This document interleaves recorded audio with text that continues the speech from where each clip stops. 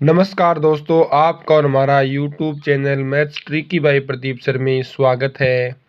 आज हम वृत्त सर्कल के बारे में देखते हैं।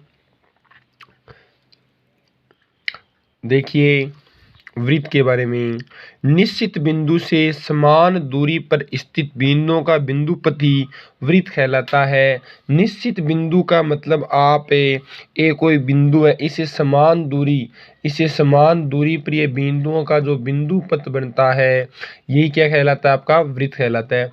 इसी प्रकार देखिए, यह आपका वृत्त है, इसका केंद्र O है। इससे समान दूरी पर स्थित बिंदुओं का बिंदुपति वृत्त कहलाता है। उसमें देखिए, आपका O यहाँ पर वृत्त का केंद्र है। OA वृत्त की त्रिज्या है।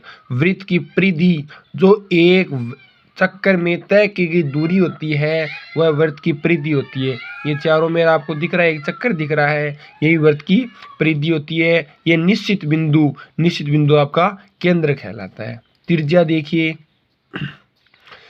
केंद्रक से परिधि पर स्थित बिंदु को मिलाने वाली रेखा को त्रिज्या कहते हैं। वृत्त के केंद्र O से यह पूरी परिधि है, इस परिधि पर किसी भी कोई बिंदु को आप मिला दो केंद्र से, यही आपकी वृत्त की त्रिज्या कहलाती है। वृत्त की परिधि पर अनंत बिंदु होते हैं और वृत्त की त्रिज्याएं भी अनंत होती है और सभी त्रिज्याएं आपस में बराबर होती है।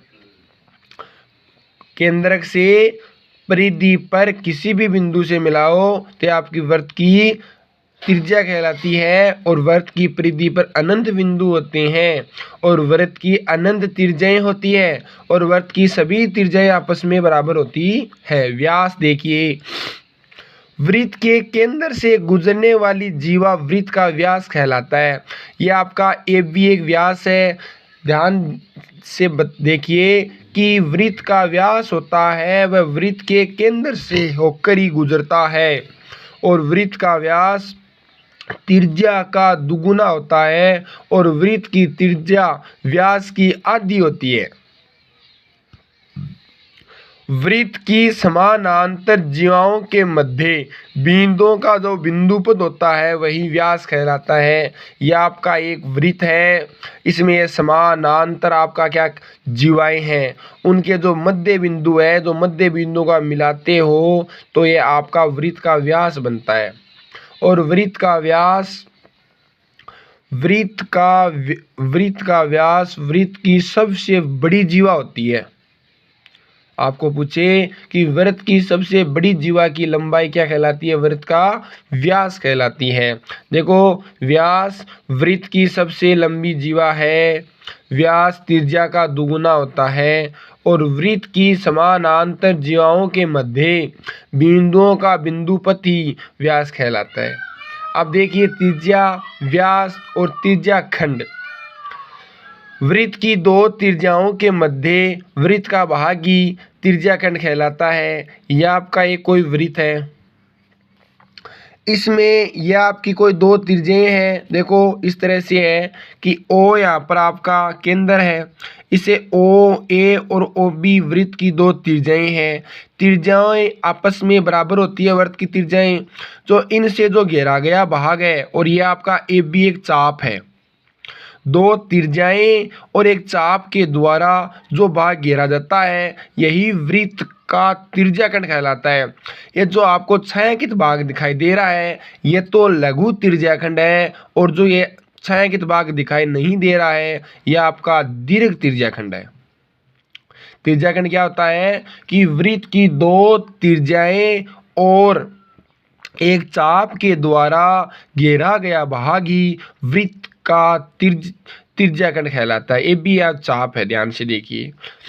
तो लघु त्रिज्याखंड का क्षेत्रफल हो गया पाई r स्क्वायर थीटा बटा 360 और दीर्घ त्रिज्याखंड का क्षेत्रफल हो गया पाई r स्क्वायर 360 माइनस थीटा बराबर 360। ध्यान से देखिए सूत्र कैसे आया, क्योंकि वृत्त की त्रिज्याएं तो आपस में बराबर ही रहती है। यदि यह आपको कोण 60 डिग्री दे दिया जाए, या आपको कोण 60 डिग्री दे दिया जाए तो एक बिंदु के चारों तरफ के कोणों का योग कितना होता है 360 होता है। तो इस कोण का मान कितना आ जाएगा 360 माइनस आपको 60 दिया है तो क्या आ गया 60। तो इस कोण का कितना आ गया 300 आ गया। मतलब इस कोण का मान आपको थीटा दे दिया जाए तो इस कोण का मान निकालते हो तो 360 माइनस है थीटा और त्रिज्या आपस में बराबर रहती है। तो यह आपका दीर्घ त्रिज्याखंड का क्षेत्रफल क्या आ गया पाई आर स्क्वायर कोष्टक 360 माइनस थीटा बटा 360।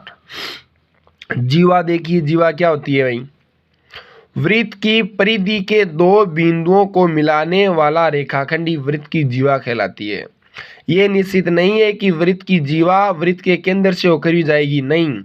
वृत्त की परिधि पर कोई भी दो बिंदु स्थित होते हैं, इनको यदि आप मिलाते हो देखिए इस चित्र में ये वृत्त है, वृत्त की परिधि पर दो बिंदु स्थित होते हैं, उनको जो मिलाते हो आप यही वृत्त की क्या कहलाती है जीवा कहलाती है। और वृत्त की सबसे बड़ी जीवा वृत्त का व्यास कहलाता है। आपने इसमें देखो वृत्त है, वृत्त की परिभाषा, त्रिज्या की परिभाषा, व्यास के बारे में, त्रिज्याखंड के बारे में और व्यास के जीवा के बारे में पढ़ा है। आप इसको नोट कर लीजिए एक बार। उसके बाद में वृत्तखंड, चाप और अर्धवृत्त देखते हैं अभी।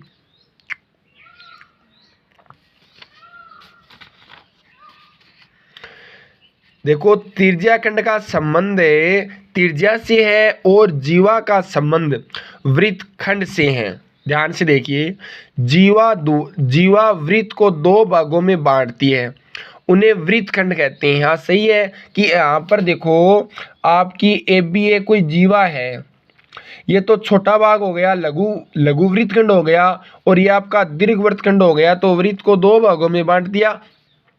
तो जीवा वृत्त को दो भागों में बांटती है, उन्हें वृत्तखंड कहते हैं। तो लघु वृत्तखंड का क्षेत्रफल का सूत्र देखो पाई आर स्क्वायर थीटा बटा 360 minus 1/2 R square sine theta. इसमें आपको आर का मान दिया जाएगा, आर का मतलब होता है वृत्त की त्रिज्या, पाई का मान आपको 22/7 या 3.14 और थीटा का मान दे दिया जाएगा आपको। तो साइन 30 दे, साइन 60, साइन 90 कितना भी दे उनसे आपका मान आ जाएगा। इनसे आपने आर स्क्वायर कॉमन लिया, यहाँ से आर स्क्वायर कॉमन आया तो आर तो बाहर आ गया, तो बचा पाई और थीटा बटा 360 माइनस 1/2 आर स्क्वायर बाहर चला गया, साइन थीटा बचा। और आपका देखो दीर्घ वृत्तखंड का क्षेत्रफल निकालते हो तो एक तो वृत्त का क्षेत्रफल होता है पाई आर स्क्वायर। यदि आप पाई वृत्त के क्षेत्रफल में से आपका लघु वृत्तखंड का क्षेत्रफल घटा दिया जाए तो कौन सा क्षेत्रफल आ जाएगा दीर्घ वृत्त का क्षेत्रफल आ जाएगा। तो देखो पाई आर स्क्वायर माइनस कोष्टक पाई आर स्क्वायर थीटा बटा 360 minus 1/2 R square sine theta. कैसे निकाला कि वृत्त के क्षेत्रफल में से लघु वृत्तखंड का क्षेत्रफल घटा दिया तो आपका दीर्घ वृत्तखंड का क्षेत्रफल आ गया। चाप देखिए परिधि के किन्हीं दो बिंदुओं को मध्य परिधि का भाग देखो समझनिए एक बार ध्यान से देखिए। यह आपका एक वृत्त है, यह मैंने बताई थी परिधि क्या होती है एक पूरे चक्र में तय की गई दूरी होती है परिधि, यही परिसीमा कहलाती है, यही परिमाप कहलाती है। ये परिधि पर कोई दो बिंदु ले लिया आपने, ये कोई दो बिंदु ले लिए, इन दोनों बिंदुओं के बीच की जो परिधि का भाग होता है उन्हें आप क्या बोलते हो वृत्त का चाप बोलते हो। ये तो छोटा चाप आ गया तो इसको लघु चाप, और ये एक बड़ा चाप है इसको क्या बोला आपने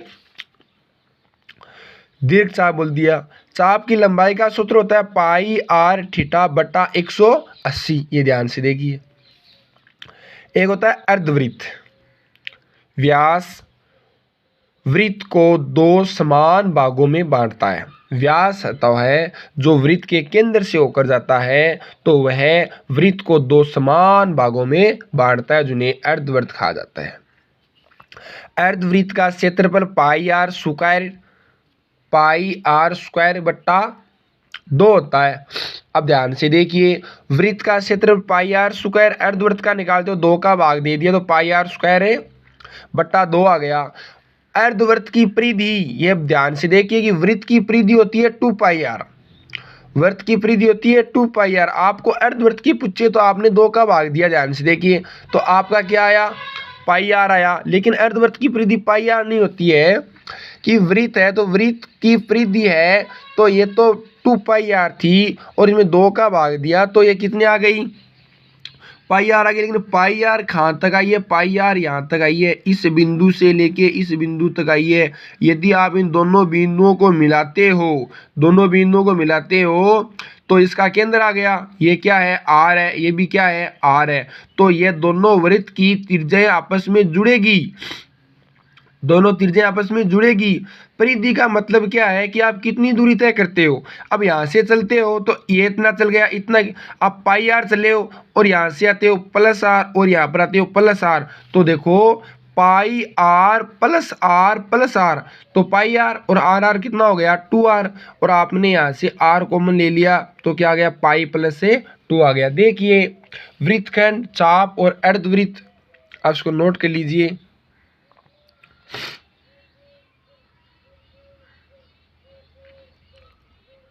आपको वीडियो पसंद आए तो लाइक, सब्सक्राइब एंड शेयर करना। आपके एक लाइक और एक सब्सक्राइब से हमारा हौसला बढ़ता है। इसी तरह हम अगला वीडियो आपके लिए लेकर आते हैं। Thank you.